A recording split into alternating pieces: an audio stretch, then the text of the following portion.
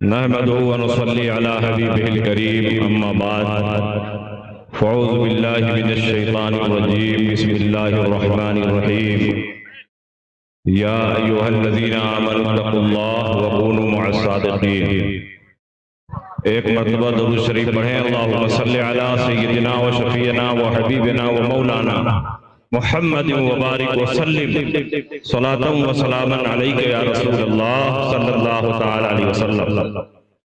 حضرات، میں کوئی لمبی چوڑی تقریر کے لیے حاضر نہیں ہوا۔ ابھی آپ نے بغداد شریف سے تشریف لائے فضیلت الشیخ حضرت علامہ محمود علی طارق دامہ ظلہ العالی سے عربی زبان میں ایک شاندار خطاب سماعت کیا۔ آپ کی تقریر کا ایک ایک لفظ کوثر و تسنیم میں دھلا ہوا، اور آپ کی زبان مبارک سے جو الفاظ نکل رہے تھے وہ ہم لوگوں کے کانوں تک نہیں دلوں تک پہنچ رہے تھے۔ اور آپ نے اپنی تقریر میں حضور گلزار ملت کی جو فضیلت بیان کی، آپ کے جو اوصاف اور کمالات بیان کیے،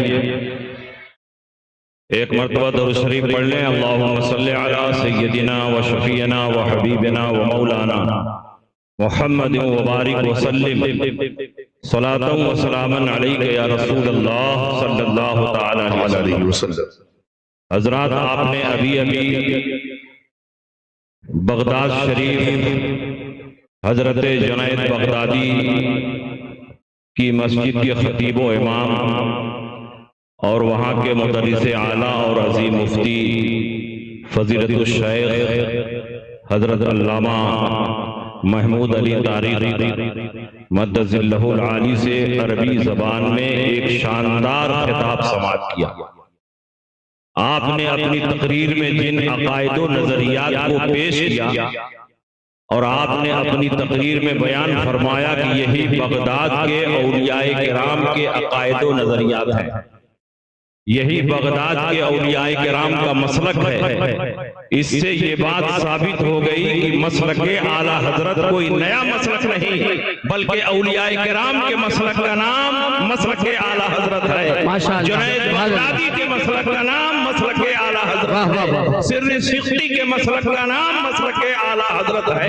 حضرت ابو بکر شبلی کے مسلک کا نام مسلک اعلیٰ حضرت ہے۔ غوث پاک کے مسلک کا نام مسلک اعلیٰ حضرت ہے۔ اس لیے آپ کو احساس کمتری میں نہیں رہنا چاہیے کہ بریلوی صرف ہندوستانی ہی میں ہے، بلکہ الحمدللہ بریلوی جن عقائد و نظریات پر چلتے ہیں اور جس مسلک کی ترویج و اشاعت کرتے ہیں، وہ مسلک اور وہ نظریہ صرف ہندوستان کا نہیں، شام کے اولیاء کرام کا وہ نظریہ ہے، بغداد کے اولیاء کرام کا وہ نظریہ ہے، اور عرب کی سرزمین پر جتنے اولیاء کرام گزر چکے ہیں ان سب کا وہی نظریہ ہے جس کو آج ہم اور آپ مسلک اعلیٰ حضرت کے نام سے جانتے ہیں۔ ماشاءاللہ، سبحان اللہ۔ اس لیے مسلک اعلیٰ حضرت کوئی نیا مسلک نہیں، صحابہ کے مسلک کا نام مسلک اعلیٰ حضرت ہے، تابعین کے مسلک کا نام مسلک اعلیٰ حضرت ہے، غوث و خواجہ کے مسلک کا نام مسلک اعلیٰ حضرت ہے۔ مسلک اعلیٰ حضرت کوئی نیا مسلک نہیں، کوئی پانچواں مسلک نہیں، مسلک اہل سنت کی نئی پہچان کا نام مسلک اعلیٰ حضرت۔ بے شک۔ اور یہ بھی یاد رہے کہ حضرت شیخ نے اپنی تقریر میں جو واقعہ بیان فرمایا اس سے ہم سب کے عقیدے کی تائید اور حمایت ہوتی ہے۔ گویا حضرت سر سختی رحمت اللہ علیہ نے خواب میں رسول پاک کو دیکھا تو اس کو محض خواب نہیں سمجھا، بلکہ 100% اس کو حقیقت سمجھا۔ اور یہی ہم مسلک اعلیٰ حضرت والوں کا نظریہ ہے کہ اگر کسی کے خواب میں رسول پاک تشریف لائے تو یہ محض خواب نہیں بلکہ 100% حقیقت ہے، کیونکہ رسول پاک نے ارشاد فرمایا من رآنی فی المنام فقد رآنی فإن الشیطان لا یتمثل بی۔ جس نے مجھ کو خواب میں دیکھا اس نے حقیقتاً مجھے کو دیکھا، کیونکہ شیطان کو بھی یہ پاور اور اختیار نہیں کہ رسول اللہ آج شکل صورت اختیار کیا کہنے، واہ واہ واہ اللہ. اب حضور گلزار ملت اسی مفہوم کو اگر یوں ادا کر دیں کہ بغداد والے سب بریلی تھے، شام والے سب بریلی تھے، یہ کوئی غلط بات نہیں ہوگی، کیونکہ حضرت شیخ نے اولیاء بغداد کا جو عقیدہ اور نظریہ پیش کیا ہے، اولیاء شام کا جو عقیدہ اور نظریہ پیش کیا ہے، یہ وہی عقیدہ اور نظریہ ہے جس کو اعلیٰ حضرت امام احمد رضا نے دلائل کے ساتھ اپنی کتابوں میں واضح کیا. ماشاءاللہ.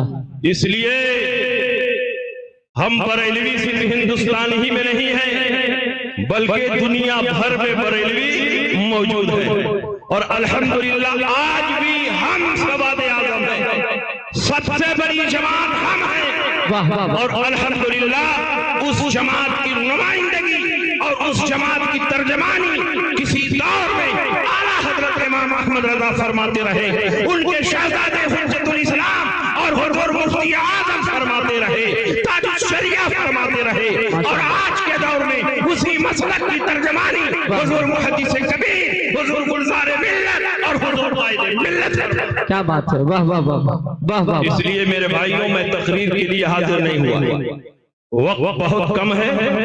اعلیٰ حضرت امام احمد رضا کا پرچم اقبال صرف ہندوستان میں نہیں، ابھی حضرت شیخ نے اپنی زبان سے خود ہی بیان فرما دیا، اور آپ نے یہ بھی بیان فرمایا کہ جب ملک شام میں ہم نے حضور تاج الشریعہ کو دیکھا، ایک ایسی ذات کو دیکھا جو ہر وقت اپنے چہرے پر اپنے ہاتھوں کو رکھے رہتے تھے تاکہ کوئی حضور تاج الشریعہ کے چہرے کی تصویر نہ بنا لے. حضرت شیخ نے بیان کیا کہ جب ہم نے تاج الشریعہ کے چہرے کو غور سے دیکھا تو ہم نے یہ محسوس کیا کہ آپ کے چہرے سے انوار و تجلیات کی برسات. سبحان اللہ. یہ شان تھی حضور تاج الشریعہ. واہ واہ واہ. حضور تاج الشریعہ جب عربی زبان میں کلام فرماتے تھے ایسا لگتا تھا کہ عرب کا کوئی بہت بڑا محقق بول رہا. واہ واہ واہ. حضور تاج الشریعہ جب کسی فقہی مسئلے پر عربی زبان میں اپنی بحثوں کو کلام فرماتے تھے تو ایسا محسوس ہوتا تھا کہ ہم تاج الشریعہ کی بحثوں کو نہیں علامہ شامی کی بحثوں کو پڑھ رہے ہیں. اور اردو زبان میں جب حضور تاج الشریعہ کے فتووں کو آپ پڑھیں گے تو ایسا محسوس ہوگا کہ دلائل و براہین کی ایک کثرت یا تو تاج الشریعہ کے فتوے میں نظر آ رہی ہے یا اعلیٰ حضرت امام احمد رضا کے فتوے میں. اسی لیے حضور تاج الشریعہ کو اللہ نے وہ مقبولیت عطا فرمائی، وہ محبوبیت عطا فرمائی کہ آپ ہندوستان کے جس ایئرپورٹ پر اترتے تھے لاکھوں کا مجمع آپ کے قدموں میں سمٹ جاتا تھا. آپ جس پلیٹ فارم پر اترتے تھے ہزاروں لاکھوں عقیدت مند جمع ہو جاتے تھے.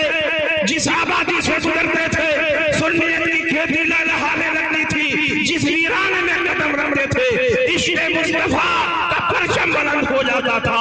حضور تاج الشریعہ علیہ رحمت و رضوان پوری زندگی یہی پیغام دیتے رہے، انہیں جانا انہیں مانا نہ رکھا غیر سے کام، للہ الحمد میں دنیا سے مسلمان گیا. واخر دعوانا الحمدللہ رب العالمین.